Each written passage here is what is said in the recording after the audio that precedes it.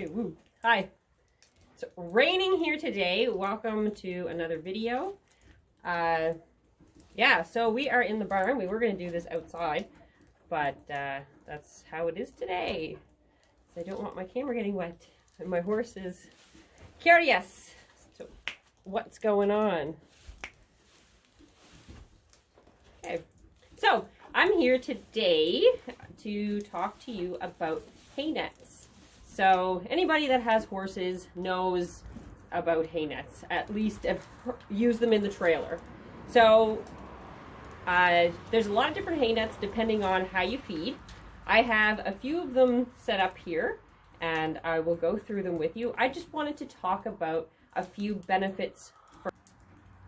Okay, so the benefits of hay nets are, one, it slows down the consumption. So the horse eats over a longer period of time instead of gorging out. It reduces hay consumption, like for your wallet, and makes your hay last longer, as well as not allowing the horse to dig a hole with it to go. So here we have a square bale net. It's an entire bale, and it has this, so it doesn't have any drawstrings. It has this plastic nut. Okay, so here it comes out, you put your bale in. Okay, so one of the things about most nets is that they're really heavy. So when they get wet, they're heavy. This one here, the horses end up dragging around the field. So if you have a big enough area, it can get lost. So I did lose one out in the pasture. My horses were on about 3 acres. And yeah, I couldn't find it. Didn't know where it went. So I bought 2. They're about $100 for that size. Okay. Then we've got your traditional feed store one. So this one here is pretty old. It's got a couple of holes in it, and I've had to replace the drawstring. That fits quite a bit of hay as well. I stuff it full. So that one there, like I said, feed store quality, $15. Okay, this is a hay chicks. So what I like about hay chicks is they're lightweight. Okay, they're durable material. This is a square bale one. I do have a round bale one that I've got out on loan right now. The round bale one is, if you have a pretty aggressive eater, the round bale one can get torn, pretty easy. So the thing about this one is the material of the strings. So the drawstring is a fabric. So the fabric swells up and gets wet and freezes because I'm in Canada, Nova Scotia, Canada. So when you knot it up and then feed outside, so I feed it in my round bales. Here, there's your knot. Okay, this gets frozen solid, and yet I drag it into my house in order for this to thaw enough that I can manipulate the rope. Yeah, so that's a really big drawback for me, is messing around with these ropes. So I had more than one of these, so that one could be drying and one could be in use. Okay, so that's my that's a hay chicks, and the round bale ones are the same with the same collar. So this here, I'm gonna grab my gloves. This one's a wet one.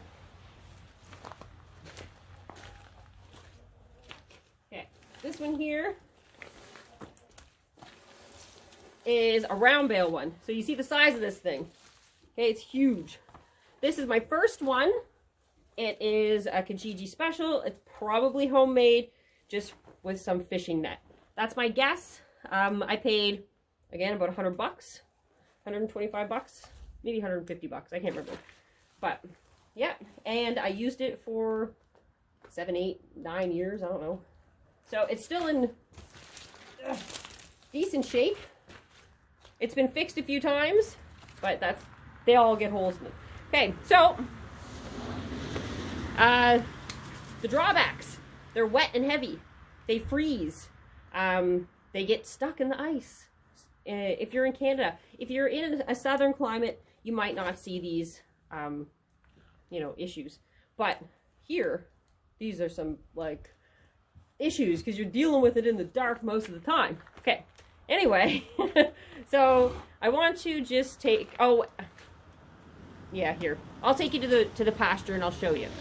So, we're just going to flip you around. Okay.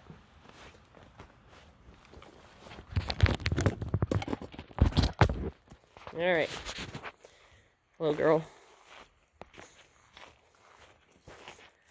Okay, so this is my paddock. This is Gunner. Hey, feller. Okay, this is Cash. Hello, feller. So this is their yard. Here we've got Pony. Okay, so I'm using a net with a round bale inside a feeder.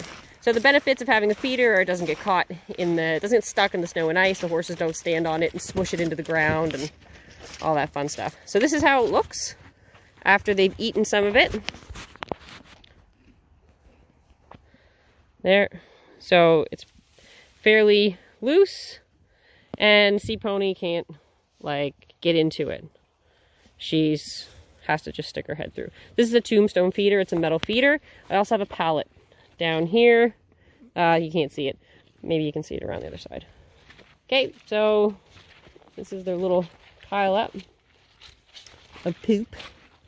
Yeah, no, you can't see it. There is a, it's under there somewhere. Anyway, so this reduces my hay consumption by about a day and a half, and it reduces the waste. So ordinarily, without a net, this would be a big mound mixed with hay and poop. Do you see the small amount that's around the feeder? So we haven't cleaned around here in, this is our third bale here. So that's the amount of waste that I have out of 3 bales. We just scrape their hay area. Anyway, so the drawback is if you have horses with shoes that you need to put it inside a feeder, and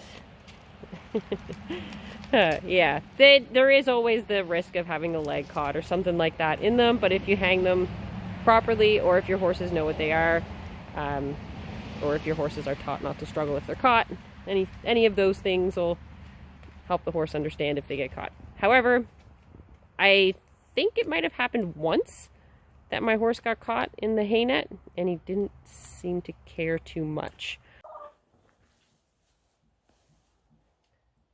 Okay, well, thank you very much for watching.